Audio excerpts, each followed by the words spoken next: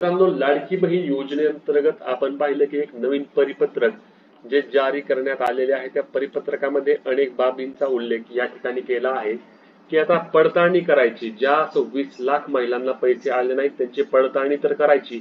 मग यामध्ये कोणत्या कोणत्या बाबी पाहायच्या, आता याबद्दल आपण पाहिलं आहे की कोणत्या कोणत्या बाबी पाहायच्या. परंतु त्याचा एक आपण पुन्हा एकदा आपण घेणार आहे आढावा की नक्की कोणत्या कोणत्या बाबी आहेत. तर यामध्ये पहिली जी बाब असणार आहे, ज्यामध्ये सर्वात महत्त्वाचा बघा विषय काय आहे तर नारी शक्ती दूत ऍप वर म्हणजे ज्या दिवशी तुम्ही फॉर्म भरला होता, लक्षात घ्या 1/7/2024 पासून हे फॉर्म भरण्याची प्रोसेस सुरू झाली होती. त्यावेळी तुमचं वय 21 वर्ष पूर्ण असायला हवं होतं. म्हणजेच की तुमचं आता 21 वर्ष पूर्ण असेल तरी त्याचा काही फायदा नाही. तुमचं 1 वर्षापूर्वीच 21 वर्ष वय पूर्ण असेल. ते जर नसेल तर तुम्हाला योजनेमधून पुढचे हप्ते मिळणार नाहीत, तुम्हाला योजनेतून बाद केलं जाईल. त्यानंतर वेबसाईटवर आपल्याला माहिती, वेबसाईटवर अर्ज भरण्याला 2 महिन्यानंतर सुरुवात झाली होती. त्यामुळे वेबसाईटसाठी तारीख काय आहे तर 30/9/2024 रोजी 21 वर्ष वय. त्यानंतर 1/8/2025 म्हणजेच की 1 ऑगस्ट 2025 ला आता ज्यांचं वय 65 वर्ष पूर्ण झालेलं आहे तर त्यांचा देखील लाभ यापुढे थांबवला जाणार आहे. त्यांना देखील योजनेचे पुढचे पैसे मिळणार नाहीत. त्यानंतर चौथा एक मुद्दा काय होता तर लाभार्थ्यांच्या वयाची तपासणी करते वेळी त्यांचे आधार कार्ड व्यतिरिक्त, म्हणजेच की सरकारकडून एवढं स्ट्रिक्टली अंमलबजावणी सुरू आहे की फक्त आधार कार्डला त्या ठिकाणी ग्राह्य धरले जाणार नाही, तर तुम्हाला तुमचा शाळा सोडल्याचा दाखला द्यावा लागणार आहे, ज्याच्याकडून तुमचा एक वयाचा पुरावा म्हणून तो दाखला त्या ठिकाणी वापरला जाईल.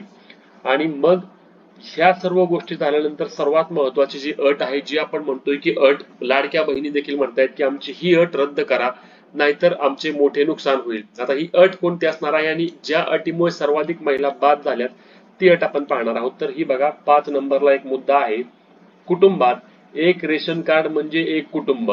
2 पेक्षा जास्त लाभार्थींच्या तपासणीमध्ये लाभार्थ्यांचे रेशन कार्ड तपासावे व त्यातील किती महिला या योजनेचा लाभ घेतात हे तपासावे. ठीक आहे, इथपर्यंत पण ठीक आहे. 2 महिलांना योजनेचा लाभ देण्यात यावा. किती? 2 महिला. ठीक आहे, सरकारचं मत आहे की 2 महिलांना लाभ मिळावा. आता मी पण या ठिकाणी म्हणतो की 2 महिलांनाच योजनेचा लाभ देण्यात यावा. परंतु पुढे सरकार काय सांगतंय तर बघा, पुढे सरकारने या ठिकाणी सांगितलंय की कुटुंबात 2 विवाहित महिला असतील तर योजनेचा लाभ घेतात त्यातील एक महिला ही अपात्र आहे. म्हणजेच की लक्षात घ्या, यामध्ये 2 विवाहित महिला जर योजनेचा लाभ घेत असेल तर त्यातील एक महिला ही अपात्र आहे. म्हणजेच की एक विवाहित आणि एक विवाहित असं म्हणते सरकार योजनेमध्ये लाभास पात्र आहेत. परंतु लक्षात घ्या, आता एखादं कुटुंब आहे, त्या एखाद्या कुटुंबामध्ये 2 सुना आहेत. आपण समजूया की 2 सुना आहेत, त्यांना सासू वगैरे नाहीये किंवा त्यांना मुलगी वगैरे नाहीये. मग या 2 सुनांना सरकारला लाभ द्यायला काही अडचण नाही. जर तुम्ही एक विवाहित आणि एक अविवाहित अशा दोन्हींना लाभ देताय तर मग इथे तुम्हाला 2 जणींना लाभ द्यायला कुठल्याही प्रकारची अडचण नाही. त्यासोबत काही कुटुंबामध्ये एक सून आहे आणि एक सासू आहे. आता सून आहे आणि एक सासू आहे. मग आता या दोघींना जर तुम्ही लाभ दिला तर यामध्ये काहीच अडचण येणार नाही. आता तुम्ही काय सांगितलंय, सरकारच्या नियमानुसार काय सांगितलंय की हे बघा, हा जो पाचव्या मुद्द्यामधला एक पॉइंट आहे की माननीय सचिव यांचे ऑनलाईन बैठकीतील सूचनेनुसार एक कुटुंबात एक विवाहित आणि एक अविवाहित महिलेपेक्षा जास्त महिला लाभ घेत असतील तर कुटुंबातील सदस्यांनाच विचारून पात्र किंवा अपात्र ठरवावे. मग जर कुटुंबातील महिलांना विचारून तुम्ही पात्र किंवा अपात्र ठरवणार असताल तर कुटुंबातील महिला काय सांगणार मला सांगा. समजा कुटुंबामध्ये एक सासू आणि 2 सुना, आता तिघी जणांना योजनेचे पैसे येतात. आता तुम्ही त्यांच्या घरी जाऊन विचारणार की तुमच्यापैकी कोणाला लाभ पाहिजे आणि कोणाला नाही पाहिजे. मग यामधून कोण ठरवणार? समजा सासू म्हणणार मला लाभ द्या, सुना म्हणतील मला लाभ द्या. मग योजनेचे पैसे चालू कोणाला ठेवायचे आणि बंद कोणाचे करायचे? बरं, तिघी देखील गरीब असल्यानंतर तिघी देखील या लाभ आम्हाला पाहिजे म्हणून 100% मागे लागतील. आणि मग हे ठरवणार कोण? अंगणवाडी सेविकांनी देखील यामध्ये सांगितलं की जर हे ठरवलं तर आमच्यावर ही भांडणं येतील, आम्हाला गावात राहायचं असतं, मग आम्हाला यामध्ये अडचणी येतील. त्यामुळे सरकारने खरं काय करायला पाहिजे होतं या मुद्द्यामध्ये? इतर सर्व मुद्दे ठीक आहेत, इतर सर्व अटी व निकष यांमध्ये कुठलीही शंका नाही, हे सर्व अटी व निकष सरकारने ठेवायला पाहिजे होते. परंतु सरकारने एक जी अट रद्द करायला पाहिजे ती म्हणजे की एक विवाहित आणि एक अविवाहित पेक्षा काय केलं पाहिजे की एका कुटुंबातील 2 महिलांना योजनेचा लाभ दिला पाहिजे. तुम्ही इतर सर्व अटी व निकषांची पडताळणी तुम्ही व्यवस्थित पद्धतीने करा. तुम्ही काय करा, 4 चाकी वाहनधारक असतील, टॅक्स भरणारे असतील, हे सर्व तुम्ही व्यवस्थित पद्धतीने चेक करून सर्वांना बाद करा. जे म्हणजे योजनेमधून चुकीचा लाभ घेतात त्यांना बाद करा. परंतु यामध्ये एवढंच करा की एका कुटुंबातील 2 जर खरंच गरजू महिला असतील तर त्यांना योजनेचा लाभ द्यावा. मग त्या विवाहित असू द्या किंवा अविवाहित असू द्या. समजा काही कुटुंब आहेत की त्या कुटुंबामध्ये एकाही मुलीचे लग्न झाले नाही, 2 मुलीच आहेत, त्यांना आई वगैरे नाही. मग आता यातील एकाच बहिणीला पैसे येणार, दुसऱ्या बहिणीचे पैसे तुम्ही बंद करणार असं सांगितलं आहे.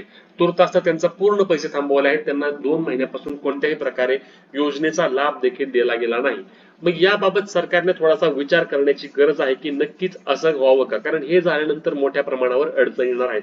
समजा आता एखादी महिला आहे किंवा एखादी मुलगी आहे आणि त्या मुलीने लाडकी बहीण योजनेचा फॉर्म भरला आणि तिला लाडकी बहीण योजनेअंतर्गत तिच्या माहेरी म्हणजेच की तिच्या आता वडिलांच्या नावाने फॉर्म भरला आणि तिला तिथे योजनेचे पैसे देखील जमा होतात. आणि उद्या जाऊन समजा त्या मुलीचे लग्न झाले, म्हणजे त्या मुलीचे लग्न झाल्यानंतर त्या मुलीचे नाव वडिलांच्या रेशन कार्डवरून आपण काय करतो, कमी करतो. वडिलांच्या रेशन कार्डवरून ते नाव कमी करून ते नाव आपण तिच्या नवऱ्याच्या रेशनिंग कार्डवर लावतो. आणि मग नवऱ्याच्या रेशनिंग कार्डवर जर नवऱ्याची आई यापूर्वीच योजनेचा लाभ घेत आहे आणि मग आता हिने जर हिचं पण नाव रेशनिंग कार्डवर लागलं तर मग परत तुम्ही कोणाचा लाभ बंद करणार किंवा परत याचं कसं तुम्ही पडताळणी करणार? या सर्व अटींची देखील किंवा या सर्व बाबींची देखील सरकारने या ठिकाणी खात्री करणं गरजेचं आहे. अनेक महिलांचं मत 100% एवढंच आहे की तुम्ही दोघींना लाभ द्या. तुम्ही 2 विवाहित असू द्या, 2 अविवाहित असू द्या, काही असू द्या, परंतु एका रेशनिंग कार्डवर जास्तीत जास्त 2 लाडक्या बहिणींना तुम्ही पैसे हे चालू ठेवा. इतर अटी व निकषांची तुम्ही व्यवस्थित पद्धतीने तुम्ही पडताळणी करा आणि ज्या गरजू आहेत त्या गरजू महिलांना हे 2 एका कुटुंबातून पैसे तुम्ही चालू ठेवा.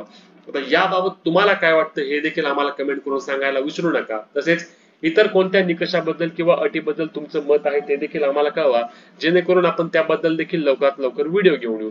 आता ही महत्त्वाची व्हिडिओ जास्तीत जास्त लाडक्या बहिणींपर्यंत पोहोचवायला विसरू नका आणि अशाच कामाच्या माहितीसाठी आपल्या हक्काच्या मराठी चॅनलला सबस्क्राईब देखील करायला विसरू नका. भेटूया पुढच्या व्हिडिओमध्ये. तोपर्यंत जय महाराष्ट्र.